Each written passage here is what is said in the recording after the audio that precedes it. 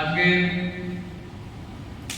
এই বিশেষ বৈঠকে উপস্থিত আছেন আমাদের মধ্যে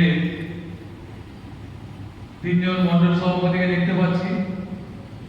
1 নম্বর মন্ডলের সভাপতি সম্মানীয় প্রশান্ত পাল মহাশয় আছেন। 2 নম্বর মন্ডলের সভাপতি সম্মানীয় তোমাল ঘোষ মহাশয় এবং 4 নম্বর মন্ডলের সভাপতি সম্মানীয় রাজু রানা মহাশয়।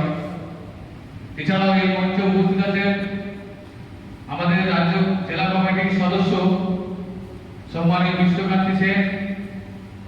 উপস্থিত আছেন এই গোঘাট বিধানসভা যুব মোর্চার কনভেনর বাপ্পা পাত্র। উপস্থিত আছেন নির্বাচিত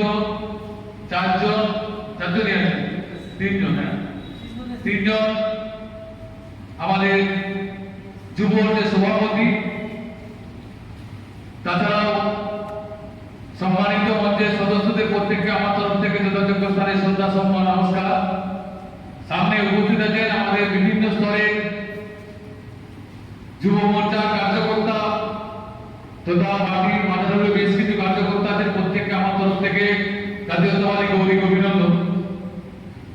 সভাটা 4টের সময় শুরু হওয়ার কথা ছিল, জানিনি কতক্ষণে শুরু হয়েছে। আমি বাবাটাকে বললাম যে আজকে আমাদের মাননীয় পঞ্চায়েত মন্ত্রীর একটা ভার্চুয়াল বৈঠক ছিল, যেখানে বিডিও এবং প্রত্যেকটি পঞ্চায়েতের প্রধানদের উপস্থিতিতে বিধায়কের সঙ্গে নিয়ে সেই ভার্চুয়াল বৈঠক গোটা পশ্চিমবঙ্গ জুড়েই হচ্ছে। সেই বৈঠকে আমি উপস্থিত ছিলাম। এখনো যদিও বৈঠক চলছে, যেহেতু এখানে টাইমটাও অনেকটা লেট হয়েছে, তাই আমি বৈঠকটা মাঝরাস্তায় শেষ করে এলাম।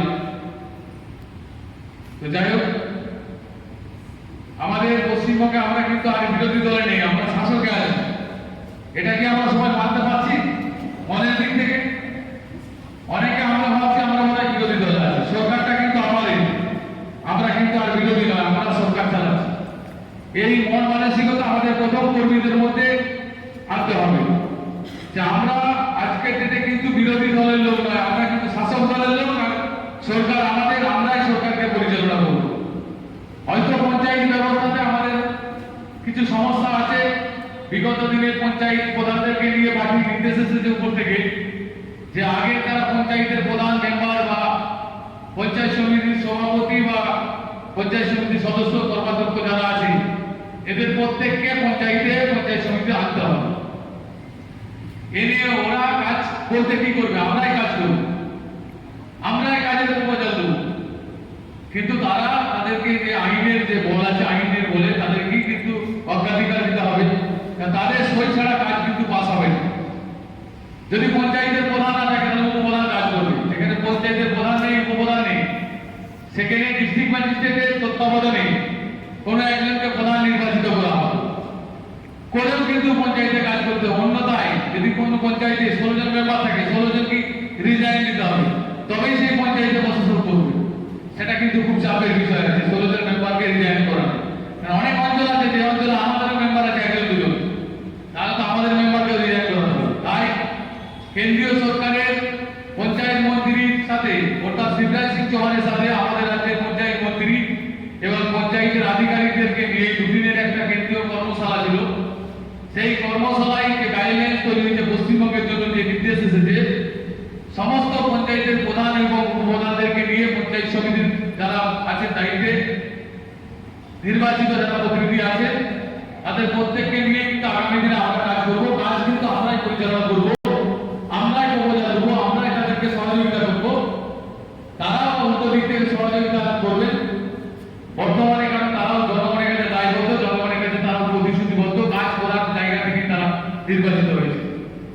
তাই আমরা যারা আজকে রাজনীতিতে আছি, আমরা যারা বিভিন্ন দায়িত্বে আছি, যারা আমরা আমাদের কর্মীরা আছেন, তাদেরকে বলা এলাকায় যাতে সরকারি কাজ দ্রুত ত্বরান্বিত হয়।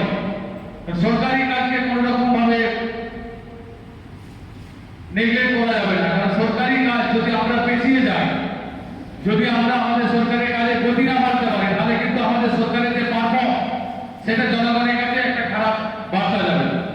আগে আমাদের গভর্নমেন্টের যে কাজ আছে, সমস্ত কাজ যাতে দ্রুত গতিতে কমপ্লিট হয়, যাতে স্বচ্ছতার সাথে কাজগুলো হয়, যেই কাজের যা ক্রাইটেরিয়া আছে, যেই কাজের যা স্ট্যান্ডার্ড আছে, যেই কাজের যা প্রপোজাল আছে, সেই অনুযায়ী আমরা কাজটা বুঝে দেবো, সেই কাজটা হচ্ছে নাকি দেখে দেবো। কিন্তু কোথাও না কোথাও আমাদেরকে কাজে সহযোগিতা করতে হবে, কোনো সরকারি কাজে বাধা দেওয়া যাবে না।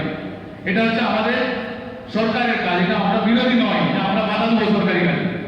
আমরা যদি বাধা দিতে যাই, আমরা যদি সরকারের কাজে সমালোচনা করতে যাই, তাহলে উল্টো দিকে সমালোচনাটা আমাদের নিজেদেরই হয়। তাই যাতে সমালোচনা করার পরিবেশ না পায় বিরোধীরা, যাতে সমালোচনা করার পরিস্থিতি না তৈরি হয়, সেই ভূমিকা আমাদেরকে পালন করতে হবে। আমাদের সরকারের কাজে সরকারি আধিকারিক বা যারা জনপ্রতিনিধি আছে তারা কে কোন দলের দেখা দরকার নেই, তাদেরকে সহযোগিতা করে যাতে কাজগুলো আমরা দ্রুত ত্বরান্বিত করতে পারি।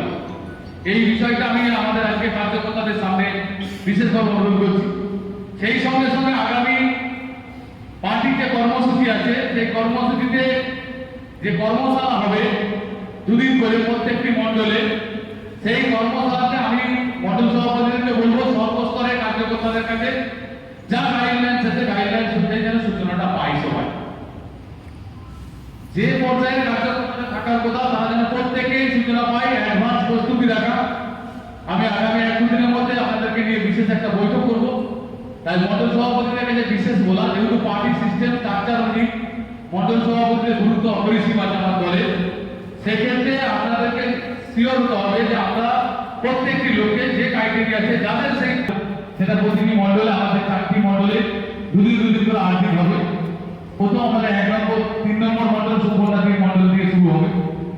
সেই সঙ্গে 9 তারিখে